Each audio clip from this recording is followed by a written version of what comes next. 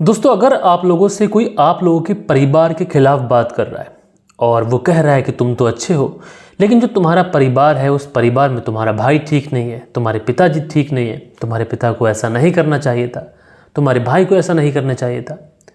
दोस्तों, जो आदमी परिवार के खिलाफ बात कर रहा है और जो आदमी तुम्हें अच्छा कर रहा है और तुम्हारे परिवार को गलत कर रहा है समाज के सामने, यकीनन दोस्तों वो आदमी तुम्हारे परिवार का दुश्मन है और ऐसे आदमी से हमेशा इंसान को सावधान रहना चाहिए। दोस्तों, परिवार कैसा भी हो, अपना परिवार अपना होता है। अपने परिवार की हमेशा साइड लेनी चाहिए और अपने परिवार को लोगों की नज़र से हमेशा बचा के रखना चाहिए।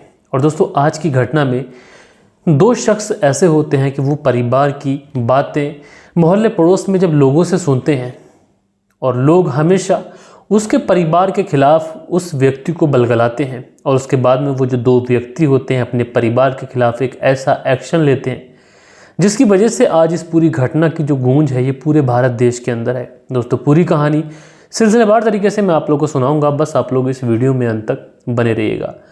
दोस्तों, रात के 10 बज चुके हैं। मैं हूँ आप सभी का अपना शावेज़ मलिक और हाजिर हूँ आप लोगों के सामने फिर से एक क्राइम की कहानी को लेके, एक क्राइम की घटना को लेके।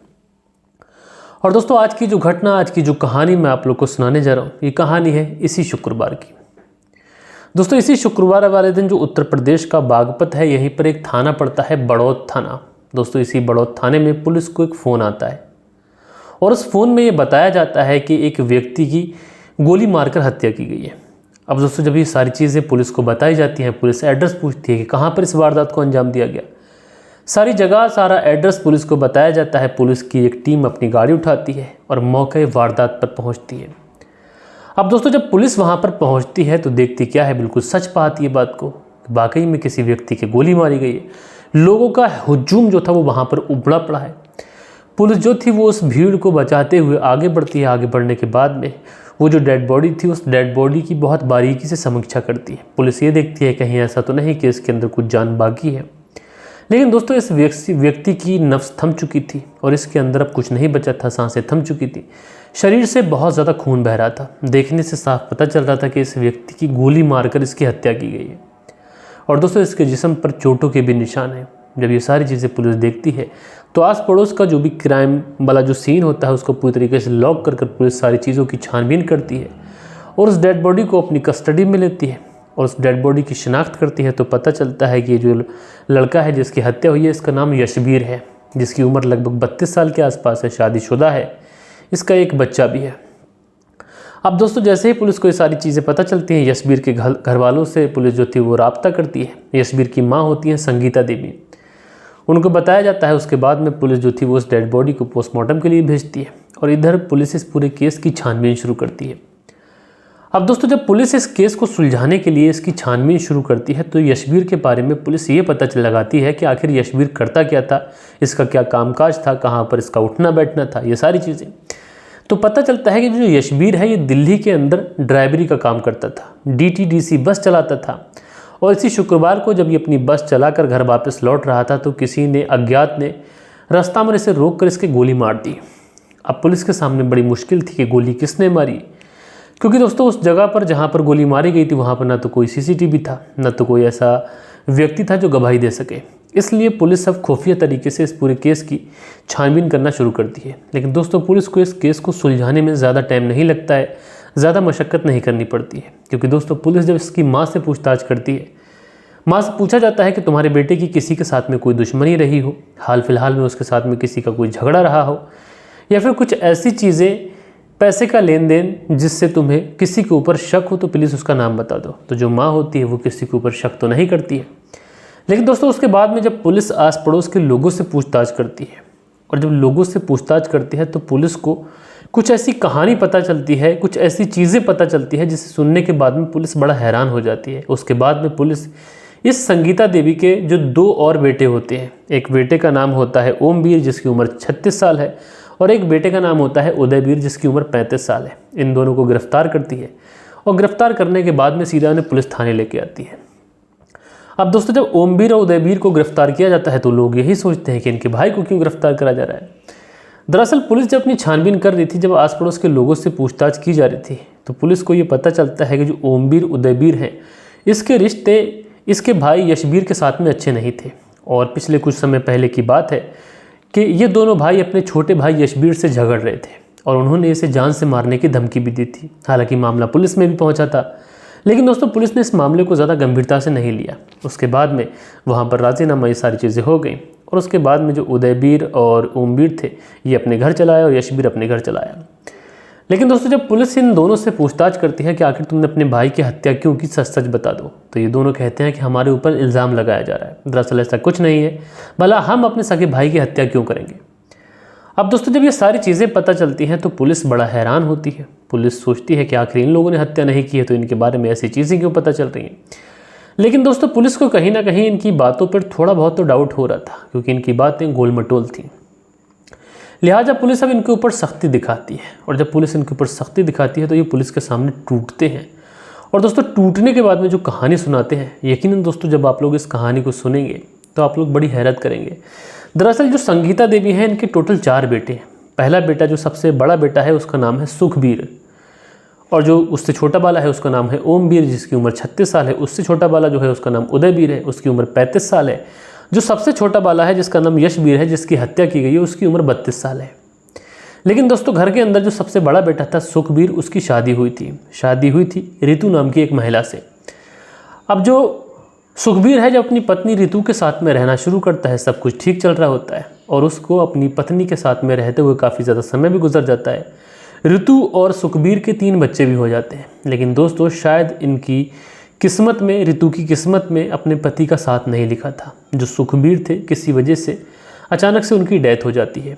जब सुखबीर की डेथ हो जाती है तो जो ऋतु थी अब इसके ऊपर इसके 3 बच्चों की जिम्मेदारी थी और कहीं ना कहीं ये अब अकेली रह गई थी। इसलिए जो ऋतु के ससुराल वाले थे इन्हें भी ऋतु की चिंता होती है, क्योंकि उम्र इतनी थी नहीं, इतनी सी उम्र में ये विधवा हो गई। उधर जो ऋतु के परिवार वाले थे उनको भी ऋतु की चिंता थी। इसलिए जब थोड़ा सा समय गुजरता है, समय गुजरने के बाद में जो ऋतु के मायके वाले होते हैं वो ऋतु की ससुराल में आते हैं। और ससुराल में आने के बाद में कहते हैं कि हमारी बेटी इतनी ज़्यादा कम उम्र में विधवा हो गई, क्यों ना तुम अपनी किसी भी बेटे के साथ में हमारी बेटी की शादी कर दो, क्योंकि तुम्हारे 3 बेटे और हैं। उसके बाद में फैसला होता है जो छोटा वाला बेटा होता है जिसका नाम यशबीर है, जिसकी हत्या हुई है, उसी के साथ में उस विधवा भाभी की शादी कर दी जाती है। अब दोस्तों जब उस विधवा भाभी की शादी छोटे वाले देवर के साथ में कर दी जाती है तो उसके बाद में अब जो छोटा वाला देवर था, चूँकि बस चलाता था, कामकाज ठीक था, अब उसका भी इस ऋतु के साथ में रहना जब शुरू होता है, भाभी के साथ में, अब चूँकि पत्नी बन चुकी थी, तो इसको भी उससे एक बच्चा हो जाता है। समय यूँ ही गुजरता रहता है। लेकिन जो ओमवीर और उदयवीर जो कि बीच वाले नंबर के बचे थे, जब ये अक्सर गांव के अंदर जाते तो लोग इनसे कहते कि तुम्हारे घर के अंदर कोई इज्जत नहीं है, तुम्हारी इतनी खूबसूरत भाभी और उसकी शादी तुम्हारे सबसे छोटे वाले भाई से हुई है, तुमसे क्यों नहीं हुई। अब उसके बाद में जो उदयवीर थे और जो ओमवीर थे ये लोगों से कहते हैं कि ऐसा कोई बात नहीं है, अगर उससे शादी हो गई तो क्या है, भाभी है, विधवा हो गई थी, सहारा मिल गया। लेकिन दोस्तों जब लगातार लोग इन्हें चिढ़ाते हैं, लगातार उनसे यही कहते हैं कि तुम्हारी घर में कोई इज्जत नहीं है, तुम्हारी जो भाभी है उसने सबसे बड़े छोटे देवर से शादी कर ली, शायद उनके बीच में प्रेम प्रसंग रहा होगा। ये सारी चीज़ें जब उदयवीर और ओमवीर से कही जाती हैं तो कहीं ना कहीं उदयवीर और ओमवीर अपने छोटे भाई यशबीर से अंदर ही अंदर मन ही मन नफरत करने लगते हैं। और जब नफरत करने लगते हैं तो आए दिन अभी अपने छोटे भाई के साथ में लड़ने झगड़ने लगते हैं। लेकिन चूंकि माँ थी संगीता, उसकी मर्ज़ी से ये शादी हुई थी, इसलिए वो अपने छोटे बेटे का साथ देती है। लेकिन दोस्तों ये जो दोनों बेटे थे ये अपनी माँ से भी झगड़ा कर लेते हैं और उसके बाद में कहते हैं कि हम तुझे रास्ते से हटा देंगे, तुझे जान से मार देंगे। इस बात की रिपोर्ट यशबीर ने पुलिस थाने में भी लिखाई थी। लेकिन दोस्तों शायद उस समय पुलिस ने इस मामले को ज़्यादा गंभीरता से नहीं लिया और पुलिस को लगा कि शायद लड़ाई झगड़े या फिर गुस्से में बोल दिया होगा। अगर पुलिस उस समय सटीक एक्शन लेती तो शायद यशबीर आज जिंदा होता। लेकिन दोस्तों पुलिस को भी यही लगा था कि शायद भाई भाई हैं, अब जब राजीनामा हो गया है तो ऐसी चीज़ें ना हो, छोटा मोटे झगड़े कलेश हर घर में होते रहते हैं। और दोस्तों उसके बाद में समय गुजरता रहता है और जो यशबीर होता है ये इसी शुक्रवार को जब ये अपनी बस से लौट रहा होता है तो उसी समय ये दोनों भाई घात लगाकर बैठे होते हैं। और जैसे ही यशबीर पास में आता है तो उसमें से एक भाई निकलता है, अपने छोटे भाई के हाथ पकड़ लेता है और उसके बाद में एक भाई उसके सीने में गोली मार देता है और उसके बाद में ये उसे बोथ लेते हैं। वो तड़पता रहता है, उसका जिस्म से खून बहता रहता है, ये दोनों भाई उसे बोथ लेते हैं। वो अपने आप को बचाने की भी कोशिश करता है। इस वजह से उदयवीर के जिस्म पर कई सारे खरोंचों के भी निशान आते हैं। दोस्तों भाई तड़पता रहता है, दोनों भाई उसे कसकर पकड़े पड़े थे जब तक उसकी मौत ना हो जाए, जब तक ये उसे छोड़ते नहीं। उसके बाद में वो ज़मीन पर गिर जाता है और तड़प तड़प के उसकी वहीं पर मौत हो जाती है। अब दोस्तों जब उसकी मौत हो जाती है तो दोनों भाई वहाँ से फरार हो जाते हैं। उसके बाद में पुलिस को खबर कर दी जाती है। पुलिस इस पूरे केस का खुलासा मात्र 24 घंटे के अंदर ही कर देती है। लेकिन दोस्तों अगर हम लोग पिछले कुछ समय से देखें तो परिवार के अंदर जो क्राइम के केसेस हो रहे हैं ये बहुत ज़्यादा हो रहे हैं। एक रिसर्च के मुताबिक अगर हम लोग देखें तो पिछले कुछ महीनों के अंदर इस इलाके में जो मर्डर हुए हैं उसमें 60 से 70% ऐसे आंकड़े बताते हैं कि मदद करने वाला परिवार का ही है। ये मामले क्यों हो रहे हैं इसको ध्यान में रखना बहुत ज़्यादा ज़रूरी है और ये हर इंसान के काम आ रहा है। दरअसल दोस्तों इस तरीके के केसेस जो हैं वो लगातार आ रहे हैं। अगर हम लोग केस नंबर 1 की बात करें तो इसी तरीके का केस जो था वर्ष साल 2023 में आया था, जिसमें एक जगह पड़ती है बिलौचपुरा। इसमें छोटे भाई काशिफ ने अपने बड़े भाई नहीम को हथौड़े से वार कर उसकी हत्या कर दी थी। और जब पुलिस ने उस आरोपी को गिरफ्तार किया था तो उसने कहा था कि मेरी अपने भाई के साथ में कहासुनी हो गई थी, उसके बाद में मैंने गुस्से में आकर अपने बड़े भाई नहीम का कत्ल कर दिया। ये बात काशिफ ने ऑन कैमरा पुलिस को बताई थी। उसके बाद में केस नंबर 2 की अगर हम लोग बात करें तो साल 2023 की ही बात है, नवंबर का महीना था। एक जगह पड़ती है जोनमाना और इसमें एक अशोक था जो कि छोटा भाई था और बड़े भाई रविंद्र से ज़मीन को लेकर विवाद हो गया था और इसी ज़मीनी विवाद में रविंद्र की हत्या कर दी गई थी और ये हत्या उसके छोटे भाई ने की थी। केस नंबर 3 की बात करें तो दोस्तों शबगा एक गांव पड़ता है। इसमें युवक ने अपनी बुआ और पिता व चाचा की एक साथ हत्या कर दी थी। हत्या की घटना को केवल इसलिए अंजाम दिया गया था कि उसे शराब पीने के लिए रुपए नहीं देते थे। अब आप लोग ज़रा सोचो कि किसी को शराब पीने के लिए रुपए नहीं दिए तो उसने अपने ही परिवार में बुआ, पिता और चाचा की हत्या कर दी। अब दोस्तों केस नंबर 4 की अगर हम लोग बात करें तो बागपत के ही मोहल्ला मुगलपुरा में इस साल ही भाई ने बहन की गोली मारकर हत्या कर दी थी। इस घटना को केवल इसलिए किया गया था क्योंकि उसकी बहन ससुराल नहीं जा रही थी। हत्या करके वो खुद थाने पहुंच गया था। इस तरीके का केसेस देखने को मिल रहे हैं। बहन ससुराल नहीं जा रही है, शायद ससुराल में उसके पर ससुराल वाले उसको तंग कर रहे हैं तो भाई ने उसकी हत्या ही कर दी कि हमारे साथ ना रहे। केस नंबर 5 की अगर हम लोग बात करें तो केस नंबर 5 जो कि बागपत में ही छत्ते वाली मस्जिद के पास हुआ था। चाचा ने चाकू से गला रेत कर भतीजे की हत्या कर दी थी। इस हत्या को केवल इसलिए अंजाम दिया गया था कि 100 रुपये जो थे वो नहीं दिए गए थे। अब आप लोग देखो कि 100 रुपये के पीछे चाचा ने अपने भतीजे की हत्या कर दी। तो दोस्तों इस तरीके के जो केसेस हैं लगातार हो रहे हैं क्योंकि दोस्तों एक दूसरे का जो प्रेम है ये इंसान के अंदर से खत्म हो रहा है और लोग स्वार्थी हो रहे हैं। अगर हम लोग बात करें तो निजी स्वार्थ के लिए रिश्तों का खून कर रहे हैं। इसके अलावा तनाव में रहने के कारण चिड़चिड़ापन जो है वो बढ़ रहा है। लोग अपना गुस्सा कमज़ोर पर निकाल रहे हैं। इसके लिए लोगों की दिनचर्या में बदलाव लाना ज़रूरी है। साथ ही उनको समाज में रिश्तों का महत्व बताना बहुत ज़्यादा ज़रूरी है क्योंकि दोस्तों इंसान को जब रिश्तों का महत्व पता होगा तो वो रिश्तों की कदर करेगा। इसकी जागरूकता ज़रूरी है, तभी ऐसी घटनाओं में कमी लाई जा सकती है। और ऐसा कहना है डॉक्टर अजय कुमार, मानसिक रोग विशेषज्ञ हैं, उनका ये कहना है। दोस्तों निजी स्वार्थ के चलते आज अपराध बढ़ रहे हैं और यही कारण है कि भाई ने दूसरे भाई और बहन की हत्या कर दी। और दोस्तों मैं अपने चैनल के माध्यम से आप लोगों से हमेशा कहता हूं कि इंसान को रिश्तों की कदर करनी चाहिए। दोस्तों रिश्ते ऊपर वाले ने ऐसे बनाए हैं कि हमेशा भाई भाई के काम आता है, बहन भाई के काम आती है, बाप बेटे के काम आता है। लेकिन दोस्तों इंसान स्वार्थ के लिए इन रिश्तों का ही कत्ल कर रहा है। आप लोग इस पूरी घटना के बारे में क्या कहना चाहते हैं कमेंट्स करके ज़रूर से ज़रूर बताइएगा। और इन दोनों भाइयों को क्या सज़ा मिलनी चाहिए वो भी आप लोग ज़रूर बताइएगा। उस छोटे भाई का पाप क्या था? उसका सिर्फ इतना कसूर था कि उसने अपनी विधवा भाभी को सहारा दे दिया था, या फिर उसका ये कसूर था कि वो अपने परिवार को और अपने जो रिश्ते को उसको समाज में एक इज्जत देना चाहता था। जो भी आप लोग को सही लगे कमेंट्स करके बताइएगा। और दोस्तों कल के दिन आप लोग के जो भी कमेंट्स आए हैं अब वक्त होता है कि आप लोग के कमेंट्स पढ़े जाएं। दोस्तों हमारे चैनल पर जो पहला कमेंट्स आया है ये है अभिषेक पांडे जी का। तो अभिषेक पांडे जी आपका बहुत बहुत शुक्रिया। बालेश्वर बिहारी हैं, लिखते हैं मलिक साहब जी नमस्कार सर जी, कहानी सुना अच्छा लगा, लेकिन आजकल के लोग रिश्तों को कलंकित करने से नहीं चूक रहे, लोगों की आंखों पर पर्दा पड़ा है। थैंक्स सर जी। तो बालेश्वर बिहारी जी आपका बहुत बहुत शुक्रिया। उसके बाद में अनिल सालोंखे जी हैं, लिखते हैं शावेद जी आपको और आपके परिवार को ईद की मुबारकबाद। भगवान आपको हमेशा सेहतमंद और स्वस्थ प्रदान करे, यही प्रार्थना है। तो अनिल सालोंखे जी आपका दिल से शुक्रिया अदा करना चाहता हूँ। उसके बाद में ट्रेंड करके आईडी है, लिखते हैं टाइटल के हिसाब से कमेंट्स बहुत लंबा होगा, तो भाई आपका शुक्रिया। उसके बाद में तिरबोको करके आईडी है, लिखते हैं कैसे कैसे लोग हैं, तो भाई आपका बहुत बहुत शुक्रिया। दिल बहादुर सिंह है, लिखते हैं good job mister Malik, thank you from London. तो भाई आप लंदन से हमारी कहानी सुनते हैं दिल बहादुर सिंह जी, आपका शुक्रिया। नारायण कुमार जी हैं, लिखते हैं कहानी अच्छी लगी, तो भैया शुक्रिया। उसके बाद में खान है, लिखते हैं शाविज भाई अस्सलाम वालेकुम। खालिद भाई आपने बताया नहीं कि आप कहाँ से हो, तो खान जी आपका बहुत बहुत शुक्रिया, आपने कमेंट्स किया। भाई मैं उत्तर प्रदेश से हूँ। उसके बाद में नायक म्यूज़िक है, लिखते हैं लव स्टोरी सुनाओ भाई, आपकी आवाज़ में लगता है सुरेश नायक गोलाबाई उड़ीसा से। तो सुरेश नायक जी, मैं कोशिश करूंगा, लेकिन लव स्टोरी मैंने कभी सुनाई नहीं है, मैं बस क्राइम स्टोरी सुनाता हूं, तो आपका शुक्रिया। सुनील त्यागी जी हैं, लिखते हैं हमारी तरफ से आपको और आपकी फैमिली को ईद की मुबारकबाद। सुनील त्यागी शहना बुलंदशहर से, तो आप दोनों पति पत्नी का बेहद शुक्रिया।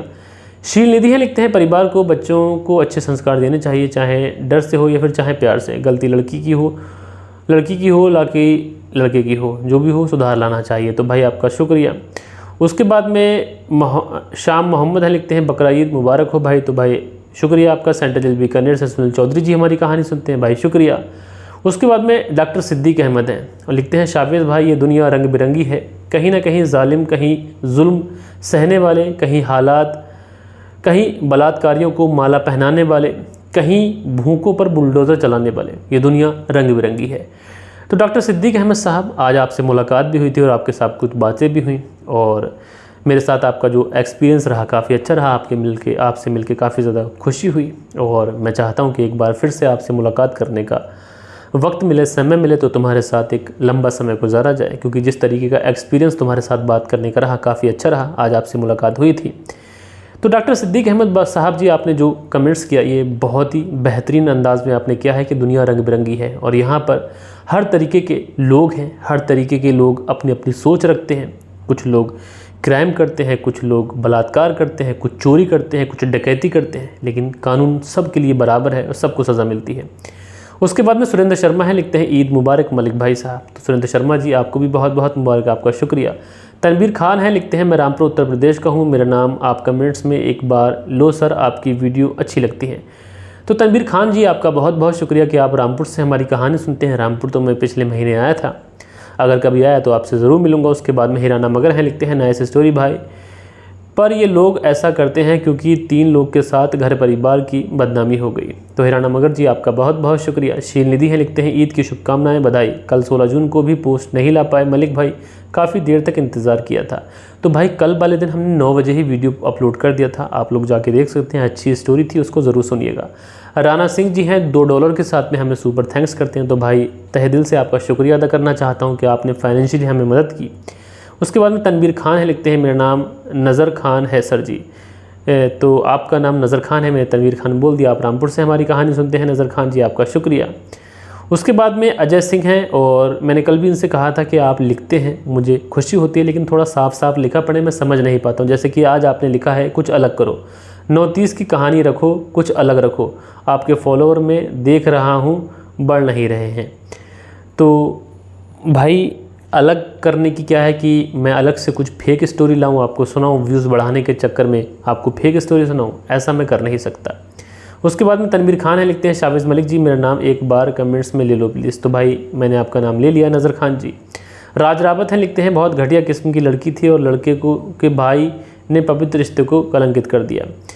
जैसा कि मैंने अभी आपसे बोला था अजय सिंह जी, आपने फिर से कमेंट्स किया है, लिखते हैं आपका चैनल जो डिलीट हुआ था तब से मैं देखूं फॉलोवर उतने ही हैं आपके। 9:30 का टाइमिंग रखो और 9 बजे लंच छुट्टी होती है।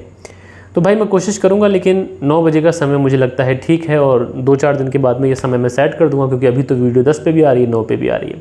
सुबोध कुमार यहाँ लिखते हैं lot of thanks to you and all true crime सफ़र family and good wishes to my daughter again, thank to you all of my bottom of heart, Subodh Kumar BSF Siliguri. तो सुबोध कुमार जी, आपका बहुत बहुत शुक्रिया। सेंट्रल जेल बीकानेर से सुनील चौधरी जी हमारी कहानी सुनते हैं। सो दोस्तों, ये कुछ कमेंट्स थे जो कल के दिन आप लोगों ने किए थे। आशा करता हूँ कमेंट्स का जो सिलसिला है लगातार बना रहेगा। कमेंट्स पढ़ता हूँ, अच्छा लगता है, आप लोग मेरी फैमिली की तरह हैं। कुछ मुझे मेरी कमियाँ बताते हैं, कुछ खामियाँ बताते हैं, कुछ बर्थडे विशेष करते हैं, किसी की सालगिरह की मुबारकबाद देना होती है तो वो भी देते हैं। तो दोस्तों मिलते हैं कल के दिन किसी और क्राइम स्टोरी के साथ में। जब तक के लिए अपना ख्याल रखें, देश का ख्याल रखें, परिवार के रिश्तों की अहमियत को समझें। जय हिंद, जय भारत।